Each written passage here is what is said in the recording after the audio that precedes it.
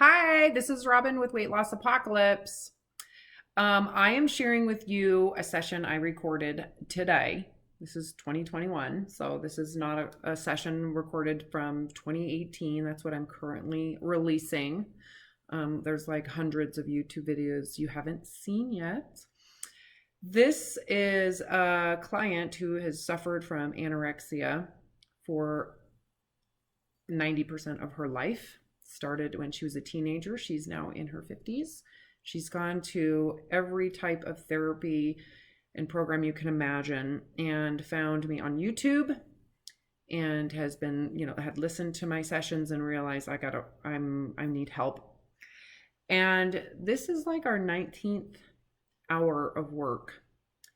And this session is so good in terms of the discussion around autonomy, self-worth, being self-directed, and releasing oneself from needing to get approval or validation to earn a sense of worth, which is this concept I describe in Surrendering Your Survival.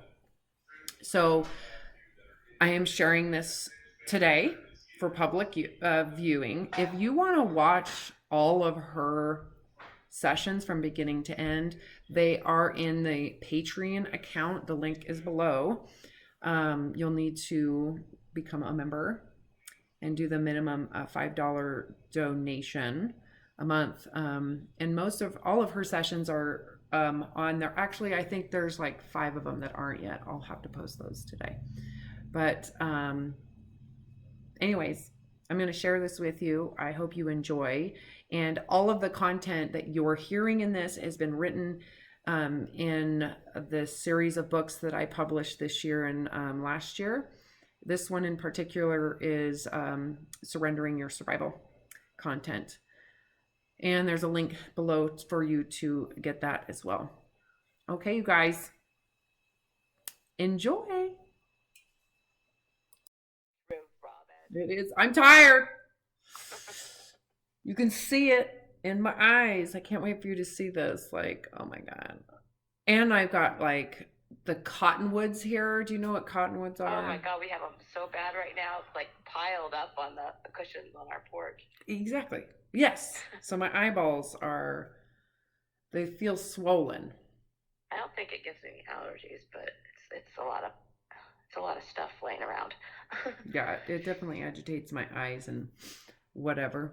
So, okay, so we were just talking about our last session where we talked about the importance of being honest with yourself and the reality that the inner self might feel super weak. It might not just feel weak, it might actually be weak, and to actually work from there instead and accept what that is and work from that truth rather than demean it and then try to overreach with concepts of strength, right? Yeah. Because if the inside feels weak, then and that's the reality you're feeling. At some point, doesn't it have to honor the feeling? Yeah. Feeling. Yeah, why does it have to be degraded or judged as a bad thing? I was just spending so much time trying to make sure other people were okay with everything in my life. With you, right? So you had to perform to whatever they whatever concept of being they wanted you to be. Or I thought they wanted me to be, Yeah, or what you thought was superior that you projected onto them as a want and need. Right? Because if you didn't internalize that as a truth of superiority, you wouldn't have held yourself to it. To the same strictness. So strictly. So how has it been since we talked? Have you really thought about that? A lot, yeah. And I feel like I'm being much gentler on myself. Like, I just realized how much self-berating goes through my mind when I'm in that space, like, you're lazy, you're all this judgment, And so realizing that and letting that go it's been like so relieving, I guess is the word. Liberating. So relieving. It's like I Like, can just take a deep breath and go, okay, it's okay. right. Life isn't so Just, burdensome. you don't have to, just give yourself a break for a minute, it's okay. Right. It's okay not to know what you're going to do next. It's okay not to know if you're going to have more energy later. It's just let it just be okay with it right now. So that's where I've been. It's been good. Do you feel that before, how much of your exhaustion would you attribute to that kind of constant prodding? A lot of it, yeah. It's like being shocked. Like, you know how people can electrically prod, animals. Like, yeah. Like you're prodding yourself with shame. You should be better. So You should much, do more. You're inadequate. You're inferior. You're not good enough. You should do more. You should do more. The should statements, but underlying that should statement is you're not good enough. You're inadequate. Right. You're inferior. And it's not just those statements, it's the belief that that's a bad thing. It all comes down to that evolutionary survival around the belief that survival requires inclusion and feeling that you have worth that can be given to a group of people, that you have something to give. Right? And without that, the perception would be, the judgment would be, you're worthless, which means those that are around you will discard you. That's a true statement. If you live in cultures that are narcissistic, you will be discarded. You will be not invited, not, given a voice. You'll be squished out. Yeah. Right. So you discarded yourself, really. So the inner dialogue, I think that you've been living in, what I want you to be able to see is that's not you, that's the belief system that you internalized. Yeah. And so it sounds like you're talking bad about yourself, but in reality, there's a belief set that is you're using to judge yourself by. And you didn't create that belief system. It was something that was conditioned, right? Through watching TV, watching media, watching, your family, friends, systems, all of it. It's like just a ton of information coming at you. Yeah. Right? Religions. Yeah, I never questioned it all these years. I never questioned those beliefs. And that's what has really been the turnaround. It is a huge turnaround because you go from not questioning it as if those beliefs are an authority that override your discernment. That's why that particular part, right? That particular part of dogma, the unquestionable truth given to you by an authority. There's a really important aspect to the idea that it's coming from an authority, because what you're essentially saying is, you know more than me. I'm going to give you my free agency. So I'm going to give my agency and my ability to discern right, wrong, and what's real for me to you. You will tell me how to behave and be, to therefore be included, right? Unconsciously, you don't know you're doing that. No, right? Because you're just being driven by your survival brain, which is wired to do that, right? Cool story. My parents were over for Father's Day, and we were talking about you a little bit and about your books. She's listened to a lot of my sessions, and she's in her 80s, and I gave her your books, and she was trying to explain it to my husband, like what this was about. And she was like, this is the first time in my whole life, in her 80s, that she's ever heard this concept of thin supremacy. Oh my God, she must be like, well, yeah. No, duh. But it's really, I can just see it, like, really making an impact on her. Did you give her Really Thin cool. Supremacy, the book Thin I Supremacy? gave her Body Supremacy because these are the two I have in Oh my print God, order, that one Body is a Supremacy, rough one and to start with. I think she's listened to enough of your stuff. I think that Okay. she Okay. She would get really, it. Yeah. really appreciate the book Thin Supremacy because I Yeah, I go haven't even into read the that yet. history I of need to it. get that. Yeah, I go Yeah. into like the history, at least from the United States, right? Because that's where I'm Yeah. from and the Right. culture that I'm working with. Just kind of how it started, Yeah. you It's know, in the fascinating, but see, 1940s. And nobody's heard of this concept. I still can't believe that it's so um, obvious. it's so obvious and yet it's so hidden. And Well, that's what makes it hidden is I think the unquestionable, you're yeah, not it's powerful. questioning it. It's given to you by the authority. So once you give someone the authority, you are basically saying you not only are trustworthy, you are correct, and I will just blindly listen to what you say. Yeah, not even You're know that giving them there is your another way. agency. Yeah, Yeah. giving them, you're giving away your personal discernment and or essentially you're saying my discernment or my awareness is inadequate. It's flawed. It's not good enough. If I'm just who I naturally am, that's a bad thing because that's too gray. I Mm-hmm. am the survival brain wants it to be black and white.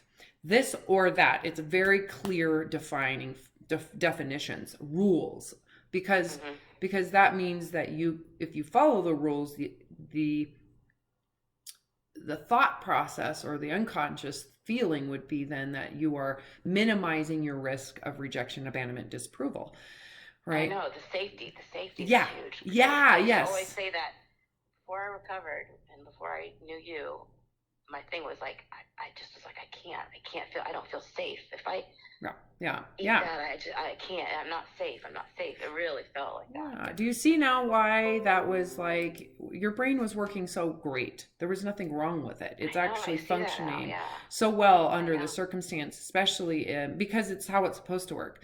If you believe that there is something out there that is going to Threatening kill you. you, Yeah. and what I find really fascinating is it's obviously not a predator, right? It is Mm-hmm. very, very specific to this third hierarchy of need that Maslow describes.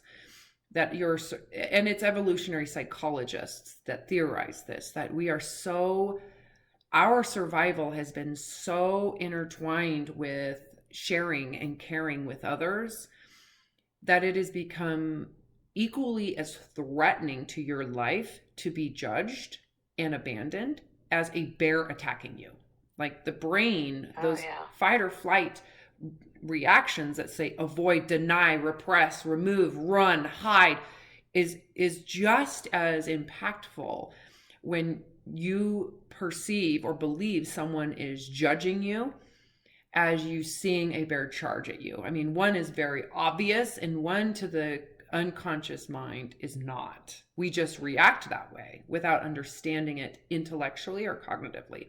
So the work that I'm doing with you and with everybody I work with is to get you, number one, cognitively aware that this belief system exists, this hardwiring exists. You're not crazy, even though you are kind of crazy, right? Because it's Yeah. Yeah. you're out of your mind, right? You're killing Oh, I was out yourself of my mind. Crazy. in fear of dying of abandonment. You're literally dying physically. Terrified. Yeah, Yeah. and killing your life and destroying your whole physical body in fear and avoidance, right? Of what is perceived to be threatening to your existence. And in your case, it was that narcissistic supremacy. For someone who's on the binge eating side, they feel that way and they're in hiding, in shame. They're kind of on a lower side of the scale of consciousness. They feel apathy. It's hopeless. Why even try? And when they do try, they can't. They're triggering all of those, as mechanisms to eat, overconsume, and then they define themselves as addicted.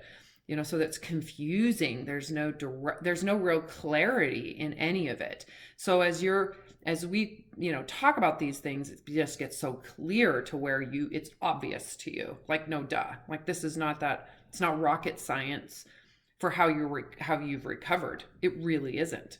You were directed to do nothing when those fight or flight triggers were going off. Your whole brain, your whole mind, your whole system was saying, run, hide, go, leave. And you laid there and said, I'm going to die.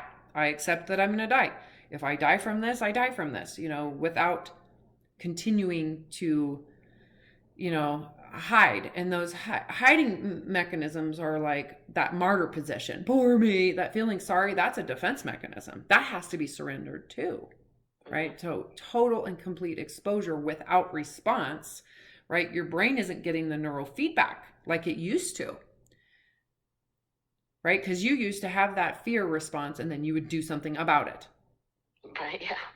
Right? So that's an impulse going one way and a response the other way. So you had the impulse and didn't respond. The impulse got bigger, didn't respond. It got even more intense. You didn't respond to the point at which it truly feels like you're going to get decimated into non-existence. And if you don't respond, it's kind of an incredible experience because the brain starts, it's that weird euphoria and bliss and the trees and the space and your whole existence kind of shifts because it's when you said opening up, it just everything opens up. Yes, the air, there's space between your thoughts. Yes, so now you can, the people, when I was in the most darkest space of my kind of anorexic space, I used to watch people. Like, how do they interact with each other in such a way that they're not like, I can't interact with people because I'm so focused on my body and my diet that I would, yes, I would watch people and go, I just want to argue with a boyfriend. Like, wouldn't that be cool? I know, I felt the same thing. I felt like, why? How do they even eat that and talk? Wanting to be here? Like, yes. How could anybody want to be alive? It's just so awful. Right? How does someone sit on a patio and drink their coffee without guilt and shame? Exactly. I know. I felt that. Like where it's just ruins their life. Like, how do they just do that without feeling like there's something bad or ominous or horrible, and without having to go exercise to remove the ominousness or binge or purge? Like it to me was, and I used to fantasize about that. And it's in that space that both of us have experienced. It feels permanent. Like there is, how could you ever go back to that? Yeah, there's no escape. That is the bottom of Dante's Inferno. It's like you are an indentured servant in hell to this exhaustive, like it's the most cruel slavery. So abusive, yeah. You have to starve yourself to prove you have value. You have to be emaciated. You have to be thinner. It's never thin enough. That's the thing too. It's not about being thin. It's always about being thinner. So it's an active process that requires constant change. So you never really hit a place of like success because it's not about being thin. It's about being thinner. That's why through the book, I call it thinner supremacy, not just thin. Yeah, I like that. Yeah. Because it's active. That's why I do the parentheses, thinner. I want to go back to what we were talking about with the dogma, because that is to me an important intellectual thing to understand, right? Yeah. Which is why we're talking about go into your truth, go into your, even if it is weak and is immature, and it is, if that is the truth, it's the truth, and that's what you're working with. If you glom onto another belief set, it will remain weak. It will never learn to navigate from the source of it, right? From the truth of it. You're always going to need a certain degree of rules and directive. And without rules and directive, you'll always feel like chaos. Like it feels like chaos to someone. Chaos, yeah, that's a good word for it. Right? Which is a lot of people have really calmed down. Right? Because since I've let go of it, yeah. And I think this is also why people criticize this direction I have people go because it's chaos. How are they going to know how to improve themselves, Robin? Do you hear that? I know. How am I going to know how to be a better person? Shouldn't we all be striving to be better people? Do you hear that? I do. That is essentially saying we are innately bad people. And the only way to have value is to be superior than we are. Again, that's like not thinner supremacy. That is better people supremacy, like constantly, actively trying to be better than you are, which requires that who you are is not good enough. It's not good enough, right? So at some point you will realize that you will never escape survival mode. The symptoms of survival mode, if you believe you are currently not good enough, no matter what state you're in, if it is not good enough, nothing will be. So true, yeah. Because you're not capable or you haven't fully experienced being good enough. Because if you did, you would stop. That's the illusion. Don't you think that's the fantasy, though? People think when I'm good enough, I will be. I always thought, well, when I get free. thin enough, everything will be great, and I'll be happy. Right, and when I do at my work today, I will be good enough. Like, and that's what you were living in this. I'm not good enough. I'm not good enough. So that was still there last week. Since I was probably like, I got to work harder. I got to do more. I got to be more. I got to work hard. I got to do more. I got to be more. Oh yeah, I'm not good enough. I'm not good enough. I remember the first time I brought home it was math, and I always hated math. But it was like in second grade, and I brought home a test that we'd taken, and I missed some things on it, and I was so ashamed. I remember crushing that paper up and like hiding it in my drawer so no one would see it. I was so ashamed by that. I still remember that because I did something wrong. Right, and you had this, and it's bad. Right, you must have had an identity of, in your mind, you pictured yourself in your mind as being like, perfect. Yes, the perfect grade, perfect student. Yeah, there's a visual of that. There's a visceral feeling of that, what you wanted to be, and I guarantee that was attached to getting your father's approval.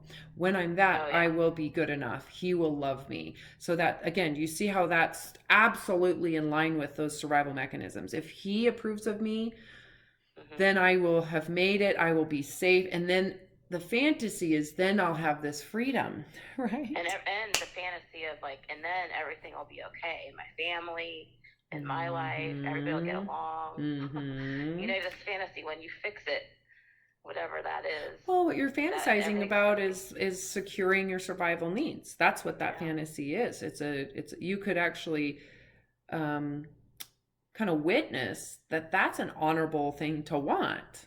Yeah. It's not like your desires were malicious in any way. The thought process was to feel happy and loving and connected. You know, that's ultimately what drives all sorts of hard behavior, right? Even drug abuse is feeling connected, feeling loved, and feel loving. So it's their motivation is just like yours, being a thin supremacist. Yeah. And when I'm good enough, I want to go through that so you really, really see this clearly. When I'm good enough, I will be free to be the truth of who I am. And I will feel liberated in public with people to now explore my life the way I truly want to. But again, rewind.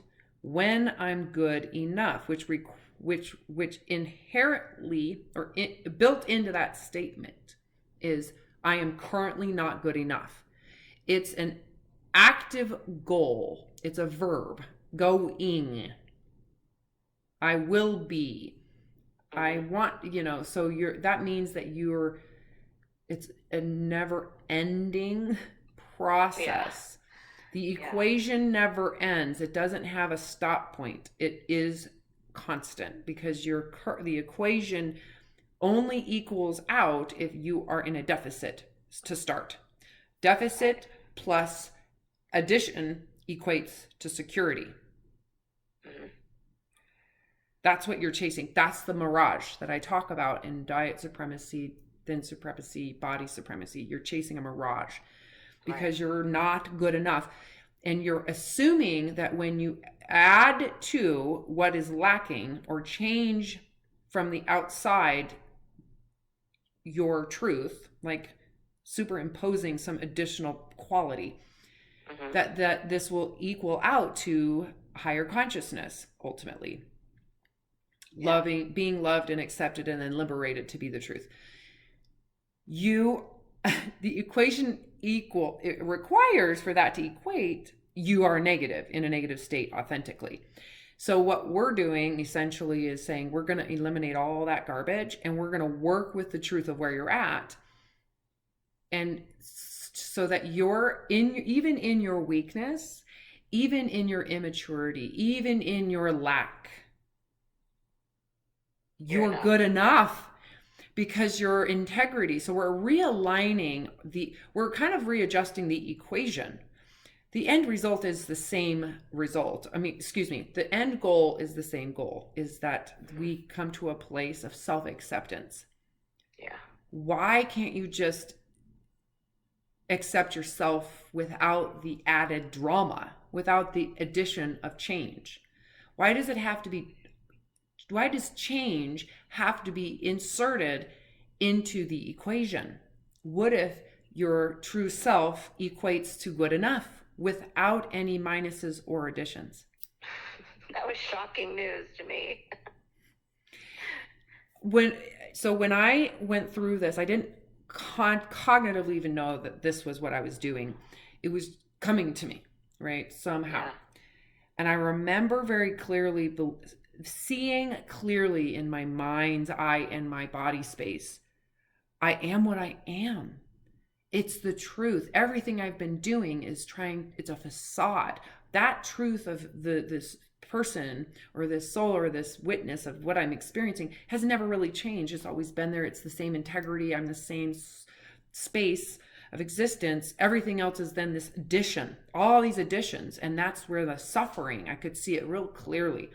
The suffering I am willing to kill myself over is the addition to the self. I don't want any more additions.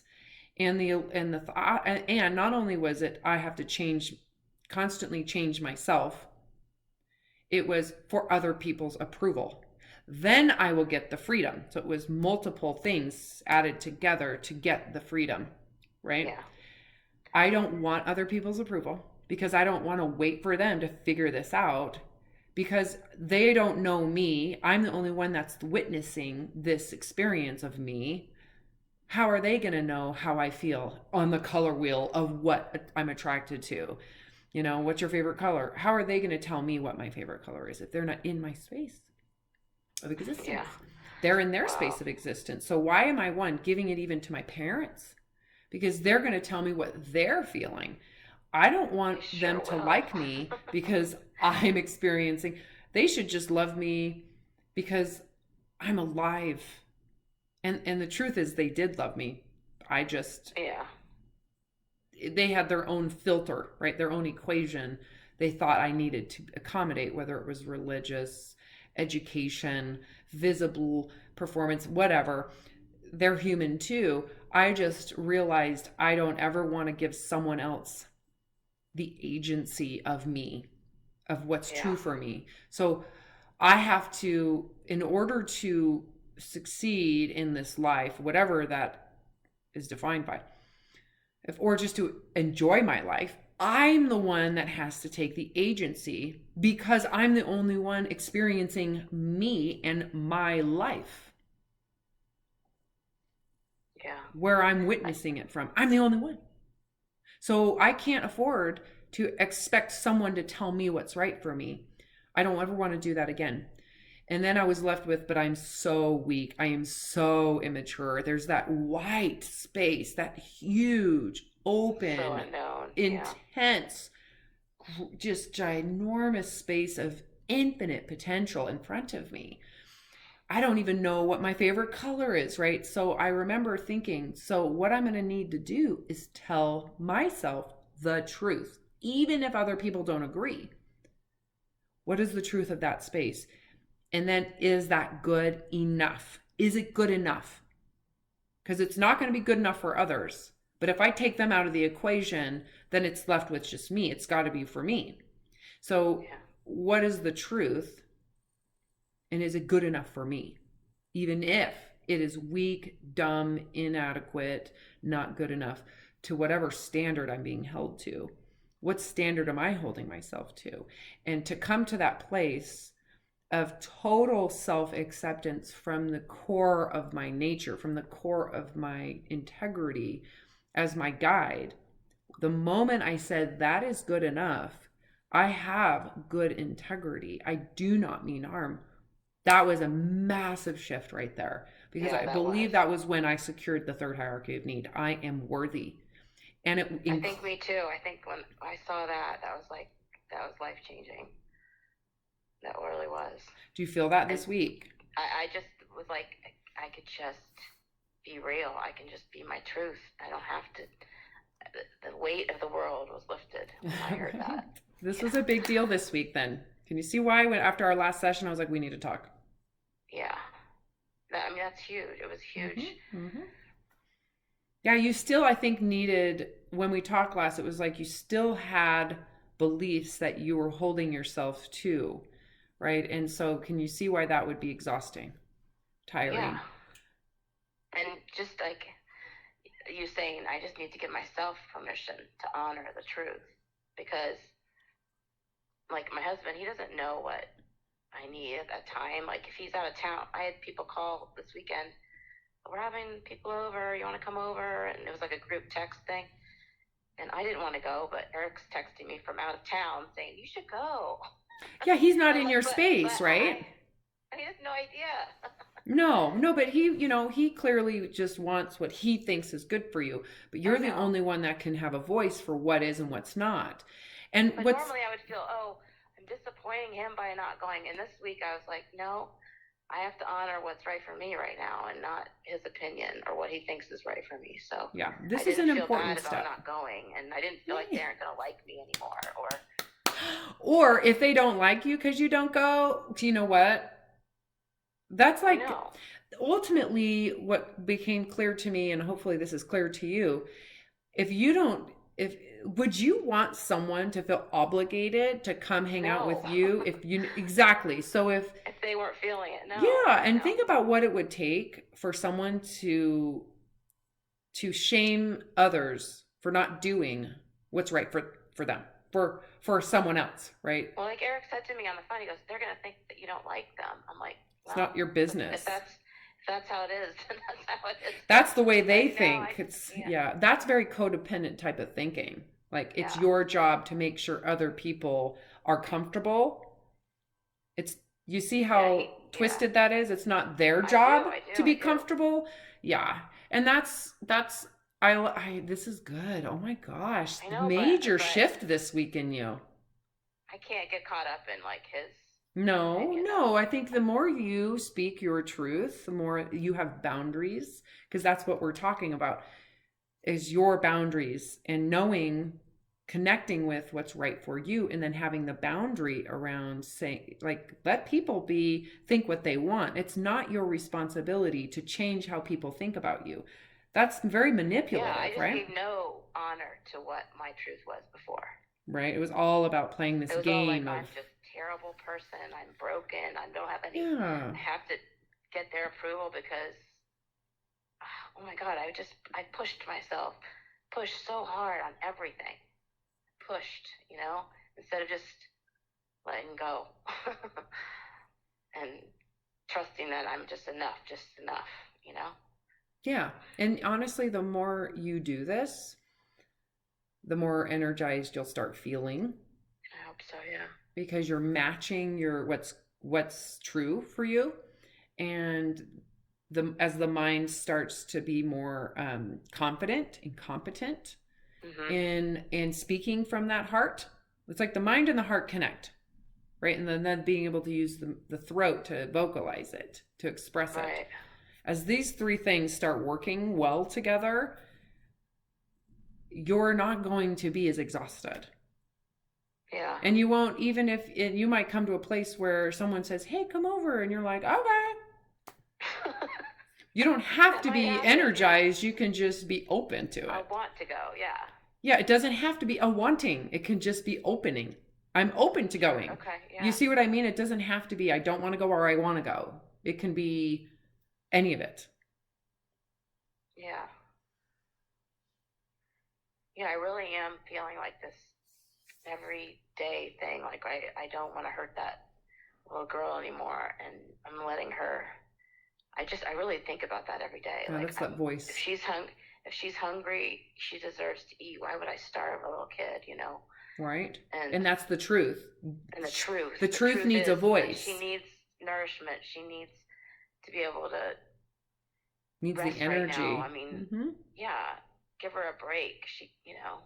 I think like that. Yeah. Here is the truth. The truth is the truth, and that's what you're going to give a voice. And you're going to protect it. And it really is a feeling of protection around this is the truth. I'm not going to judge or shame it. I'm not going to let someone else's desires control everything, whether it's your husband's or a friend's. And you have to be willing for him to not like you anymore because he might have really got off on the fact that he could control you or not, right? Because that's the fear in the mind is that if you don't do what he says, he won't like you anymore, right? That's the fear of the mind. What if he No, doesn't I like you talked to him anymore? about it. I You mean, know? I talked to him about it. I said, right now, I just really need to learn to listen to myself. Yeah. So, Yeah, and you can just you know, tell him there were years and years and years you did things for other people's benefit, even though it was harmful for you.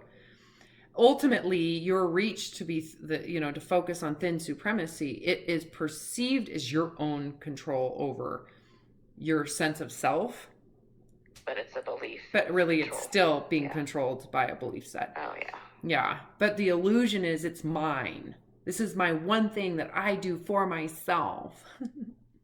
It's so helpful for me. Yeah. Right? That's where people get confused in that it's about control. Well, it's about survival, really. And yeah, realizing that was another big turning point. Realizing that I was living in survival mode for years and years and years, decades. It makes more sense of the impulses, the obsessive, compulsive impulses, and just the reason I got so obsessed, yeah, miserable. and Why you couldn't insane. detach your thoughts from food in your body?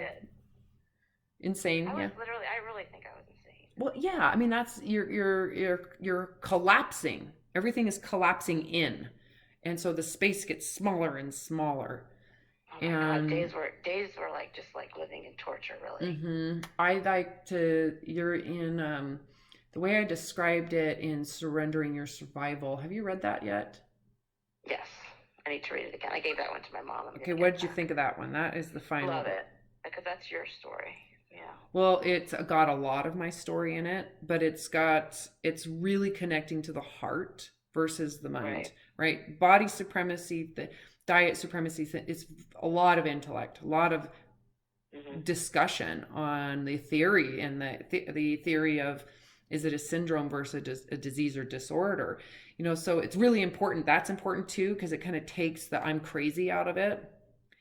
But surrendering your survival is like, this is what it's going to feel like. You're going to die. You are going to feel like you're getting dismembered, and to actually go through that process. I'm speaking from the heart in that book. Yeah. I like them all. They all, to me, I get excited about, but surrendering your survival to me is the most powerful. But that's just because what I describe in that is the step-by-step process of surrendering, jumping off that cliff. But your mom must think it's really hard to read. I'm in a really, really good place with that right now. Yeah. Okay, you need to go write a review. I know I do. I'm telling you I will. Okay. I don't have any reviews for Surrendering Your Survival. If I can figure out how to do it. Or Body Supremacy. Both those two books don't have any reviews. Did you? Kidding me? Did you? Nuh-uh. See, we need to get this word out. I know. I am in a weird spot. I don't know what to do. The world is really in a place for it right now. I see the young, like my son's age, kid. He's 22. Mm-hmm. I feel like they're opening up to some of this stuff. Mm-hmm. Yes, they are. It's really happening. I see it everywhere. Yeah, be And your I true still see a self, ton of you know. the other stuff, but Mm-hmm. but yeah, the message is so profound right now, especially right now. So I don't know how to get the word out more, but I don't I'm not either. a good marketer person. Neither am I. That's my problem. Yeah. It's not a problem. It's It's all just, me, 100%. So it's not like I have a team of people I'm working with. It's just me. I know, exactly. So, Yeah. and I'm going to mow my lawn today. Maybe I should. That's what I'm doing instead. You don't mean the ego fix of people loving you and all that, but No. but the message itself, it's just a great message. And like my mom said, she's 80 years old. She's never heard this, so it's just something we need to like get out there somehow. I'm kind of thinking how that would happen It's like I don't even know. I've learned so much from you, Robin. I feel like I could. I mean, I feel like when I'm ready, I could really spread the word somehow. I don't know. I don't know either. Yeah. I put it in a book and now we got to get it out. And Yeah. I keep on thinking I need to send books to these recovery centers, inpatient, outpatient people, the doctors, but it's like I don't know. I'm just kind of at a loss. But whatever. Yeah, I think it's going to happen organically, but there's always like these to look at a book and see it in themselves. Like you said, some of these eating disorder therapists, a lot of them are still thin supremacists. Yeah, they still are still struggling. That, and I guess they could learn that from the book, but I don't know if they'd really like you had to really you had to really get in there and go, listen, you're a narcissist. Well, and not be judgmental about it too. No, you weren't. I never thought I was. I just never, ever. I know. Well, because the illusion that people think in their mind, what they think of as a narcissist is like Donald Trump. Yeah. Like overt, doesn't give a shit. Yeah, and this whole the dogma around the whole thinness thing is just so. It's really covert because of the whole concept of health. Yeah, see, that's just. Wolf in sheep's clothing. I talk about that in Thin Supremacy. Yeah, it is, for sure. Yeah. And in Diet Supremacy, because then the diet becomes projected as healthy, when in reality, it might have a concept of health with nutrition or whatever it is, but is it really healthy for the animal brain to be on a diet? It's really not. Right? I know. Every time I went on a diet, conflict right there. Triggered my animal brain so much that I was in another episode of severe. Oh, right. Food is dangerous. Yeah. And you get paranoid. Oh my God. Obviously, though, not everybody that diets has that extreme response, right? Granted, there's all sorts of studies that show that if you're dieting, you're probably going to have an emotional reaction to it, depending on the reason why. But there had to, like, the way I was raised, the way you were raised, kind of the radical supremacy of our, we were raised to be, you have to be ultra special. You have to compare yourself to others and be better. The 80s was really like that. Yes, it was. I'm so glad I'm not the only one that's like, the baby boomer generation did a doozy on the X generation. But they did the best they could coming out of what they were raised in, right? But the culture at the time was like, the soap opera culture where it was like, oh yeah, like Dallas. I think of Dallas with the glamorized gold and glitter and the hair and the thinness and the big hair. So rich and consumer, and I'm gonna consume some more in my richness. Yeah, and thinness became so. Oh God, yes. Super important too. Yeah, and then the '90s, it was the thin health fitness, which is what I was in, right? That's when that lean started. Health fitness, yes. And what is worshipped in a body image? I mean, and we could say there's a lot of different body images that are surfacing, the beauty versus health versus, fitness.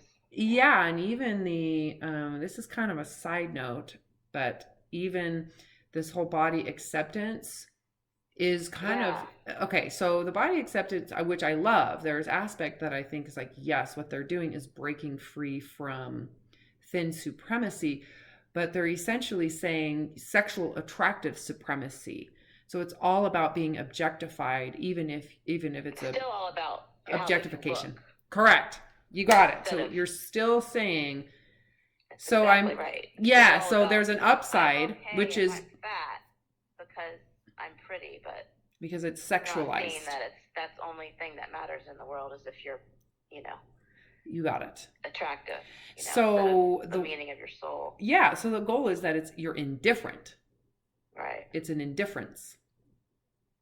Yeah, I really am I'm really trying to pay as little attention to all that stuff right now. Well, because it's not even important probably to anymore. the point where I'm even going la la la la la. But well, I mean, it's there, it exists, but it's irrelevant at this point. You need to protect that space for your own self-development. Yeah, it's really what you're doing right now is it's self-development.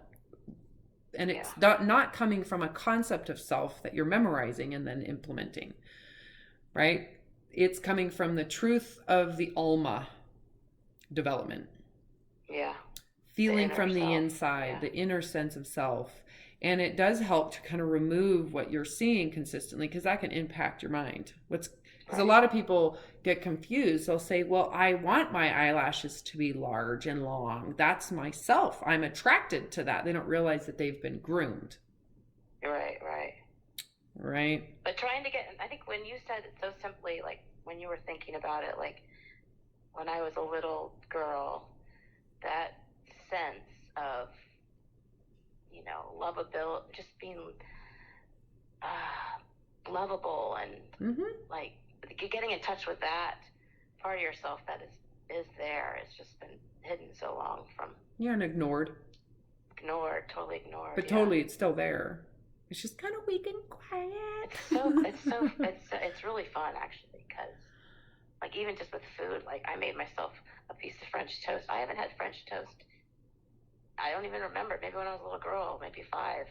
Do you see how easy this is? How I don't have to work. We don't have to work on that. It's like so sweet. Like I can have a little something sweet for myself. It's nice. Like it's just it's just treating yourself like you would your little girl. Right, and you put butter on it.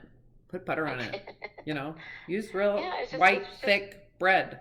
Put butter on it. I didn't feel like eating a ton. I just wanted it, like a little taste, and it was good. Right? So, put a little powdered sugar or a little bit of fruit with cream. So like there's this little sweetness coming back in my life, like innocence. Sweetness to myself, innocence, and like being gentler and softer with myself. I was so harsh for so long. Well, that was the belief set was harsh. Yeah, I had internalized it. You got it. See that right there. It's important to recognize you did the best you could. That was the belief set. You implemented it. You kicked ass at it. You did everything that belief was ingrained to do and be and function. And it was supposed to be this great thing that gave you all this freedom, but it was really slavery. But you did a good job at it. It wasn't, and now you can like abandon the belief, abandon it, reject, deny, abandon belief set. Yeah. And people who still believe that will abandon you. Right. And you got to be okay with that. Because the truth of you in your own space and mind is good enough. I'm good enough for me. I don't need your validation, and I don't need your approval to feel good enough. Again, that goes back to the equation that really is 1 and 1. It's not 1 + 3 - 2 + 5 = 0. Right. That I talked about earlier. It's just, I'm good enough in my truth equals freedom. Yeah. Because from that truth, you are now navigating without all the triggers. Because the mind now, once you secure, I am worthy, even if I'm abandoned and rejected. That's the key. Mm-hmm. I am worthy, even if I'm isolated, even if I'm alone. I am free. This life has worth. Correct. Yeah. I am worthy of it, and I'll figure it out. Even if I'm by myself, I will figure it out. Once your third hierarchy is secured, box checked. That's why you Yeah. no longer have your food issues. Why French toast Yeah. was even available, because you're no longer using thin supremacy to get approval to then feel freedom. Right. All those roadblocks are gone. And also, this whole listening to my body has been really, really interesting. Like, I never did it before. Like, I never listened to totally didn't listen to my hunger. Just like that wasn't even a factor. Well, no, it was. So that would I'm be really too learning. vulnerable, right, for an anorexic. If you're way too. you're gonna gain too weight, easy. right? I know.